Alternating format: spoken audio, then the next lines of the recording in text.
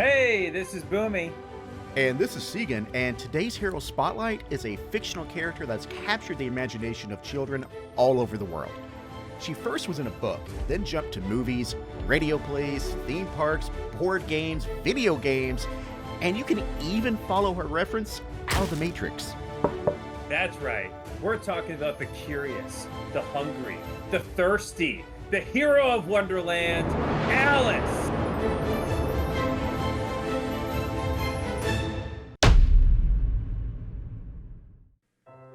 Alice is a melee hero with 13 health. 13 health? Is she even that good of a fighter? Does she even have a special ability, Segan? Well, yeah, she's got a pretty kick-ass special ability, actually, Boomy. And that is, at the beginning of the game, you have to decide if you want Alice to begin as big or small. Now, when she's big, she gets a +2 attack bonus. +2. And when she's small, she gets a +1 bonus to all of her defenses. So, yeah, it's pretty special, and yeah, she can fight your face with it. Okay. And I'm not even gonna mess with that Jabberwock either. That melee sidekick with a tanky 8 health. This large imposing beast with those jaws that bite and claws that catch. Jeez, man. Are they fast even? No, not at all. In fact, they only have a movement speed of 2. So no. Well, let's take a look at the deck. Alice has 30 cards total in her deck, like most fighters. And the breakdown is 17 versatile cards, 7 attack cards, 2 defense cards, and 4 scheme cards. Yeah, and the Jabberwock has access to 16 cards in her deck. Wow. With only 4 Jabberwock-specific cards that are attacks. And with only access to 12 versatiles, for possible defenses, you gotta be prepared for the Jabberwock to make a pretty swift departure within a few rounds. Why don't we have the Mad Hatter? Where's the Mad freaking Hatter at? Why isn't the Mad Hatter the sidekick? He's at the tea party. He gives her food. He gives her drink. I mean, they're friends. They're everywhere together. What's the... I mean, didn't the Jabberwock try to kill Alice? Yeah, they did. They did, man. And she chose the thing that tried to kill her instead of a good friend. What does that tell you about Alice, man? She even choose the Cheshire Cat? Or the hare? Or the caterpillar? I mean... The caterpillar? She didn't choose any of those people.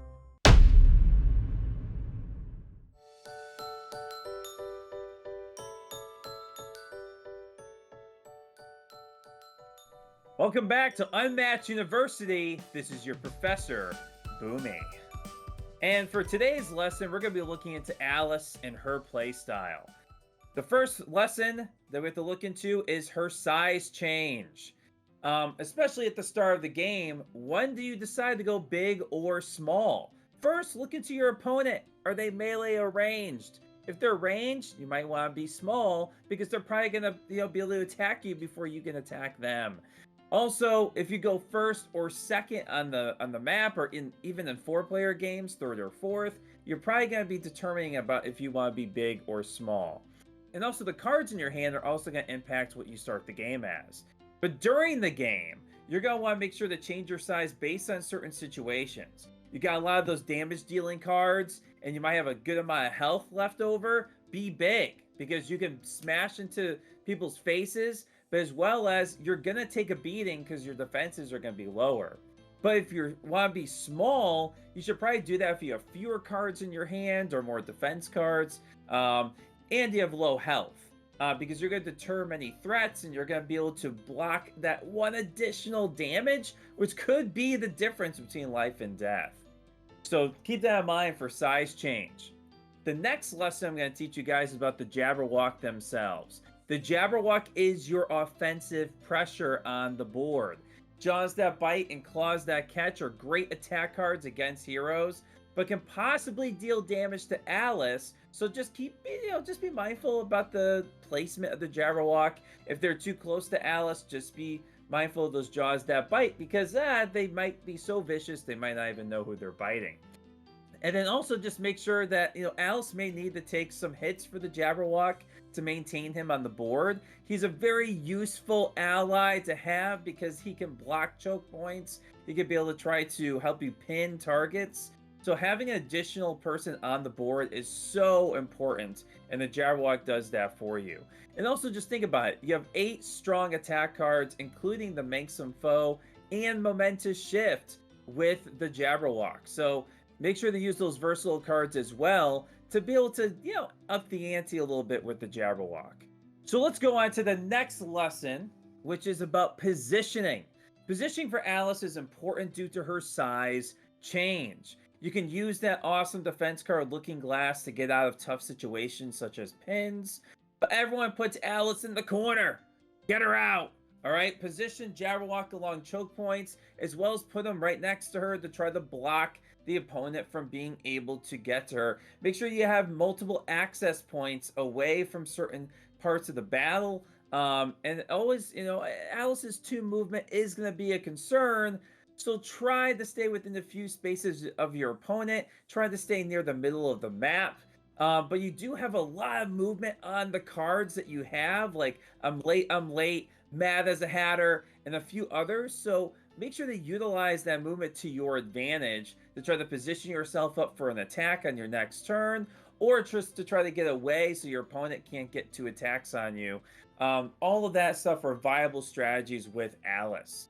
So with these lessons learned, go home, study. We're going to test tomorrow. If you fail, I'm calling home. See you later, folks. Have a great rest of your day. Get the hell out.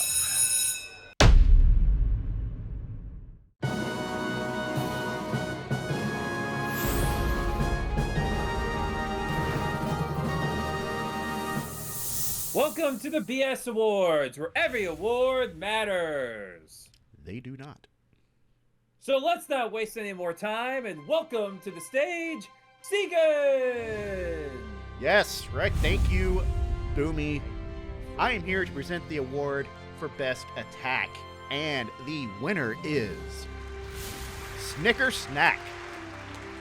That deadly sound of the Vorpal sword as it slices through Alice's enemies. It's a 5-value attack when you're big, and has the potential to force your enemy to discard cards. Boomy, what do you have for Best Defense? Well, thanks for asking, Segan, because I was going to sit here for days if you didn't. And the best defense is Looking Glass, a 2-value defense card with incredible versatility. You look through that silver sheen and you walk right through, and you can either refill your hand, recover your health, or go to any space in the board. Now I want a mirror like that. I probably look pretty damn good in it too. Now what we got for best versatile, Segan? Well, first of all, you probably wouldn't. But the best versatile card is Manxome Foe, a 3-value base versatile card that can be a potential 9-value attack or 8-value defense. Yeah. Enough said. Best versatile. Boomy, best scheme. Thank you, Segan, and I'm here to present the best scheme card, which is Eat Me. This scheme provides movement and a size change, which can either allow Alice to run away from a dangerous enemy and go small, or rush up next to her foe and turn into an opposing big Vorpal-wielding, cupcake-eating teenage girl full of sugar and bad intentions. Get out of there! Save yourselves! All right, thank you, Boomy, and that is a great selection for best scheme, especially considering that it's wrong. That's right, the actual best scheme in this deck, Drink Me. This scheme can help you get cards, more cards, while you're big to hit people harder. Or you can get those cards to make your defenses a little beefier. Or you can use this on your second action. You can lay down those big attacks, throw down this card, get 2 cards, maybe a couple defense cards, and go back to small. Not a bad card at all. In fact, I would say it's probably the best scheme in the deck. And that's the BS Awards, folks. Go home, be safe, have a great rest of your night. All right, Boomy, we've talked about her abilities, we've talked about the deck, we've gone to school for a little more information. You know what I'm going to ask. You know what it all boils down to. Is Alice competitive? She's not bad. Not bad. She's actually pretty good, actually. You know, depending on certain matchups, I actually might have her within, a pretty high selection of heroes. How high do you think? Like, would Alice be in your be a top 10 pick? She could actually be there, probably within like the 10th or 9th pick, but I would definitely say that she, definitely be up there within the top 10. So yeah, I would say top 10. Yeah, you know what? I would say she is 100% a top 10 competitor. And some of that may just be on my own personal bias because I freaking love this deck. I love playing this character. I like to play a more aggressive kind of ground and pound style, and she can do that. I would definitely say she's competitive. What are the strengths that Alice has to bring to the table? Yeah, her biggest strength is probably her most obvious, and that's her ability to change size, which is going to allow her to adapt to pretty much any matchup. She can go big and become beefy, or go small and become tanky. Other than that, probably maneuverability, surprisingly. There are actually 12 cards in this deck that provide movement for Alice. Now, you combine those with the cards that allow her to change size, and there's a lot of stick and move, or, defend and just make some space.